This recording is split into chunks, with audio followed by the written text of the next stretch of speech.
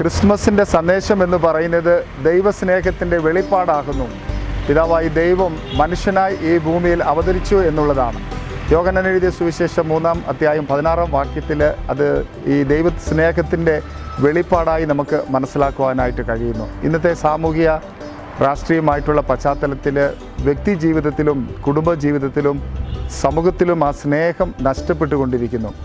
ഈ ക്രിസ്മസ് കാലയളവിൽ ആ നഷ്ടപ്പെട്ടുകൊണ്ടിരിക്കുന്ന സ്നേഹത്തെ പുനർജീവിപ്പിക്കുവാൻ തക്കവണ്ണം, പുനർസ്ഥാപിക്കുവാൻ തക്കവണ്ണം നമുക്ക് കഴിയുന്നുവെങ്കിൽ ക്രിസ്മസിൻ്റെ എല്ലാ ആഘോഷങ്ങളും അർത്ഥപൂർണമായി തീരും.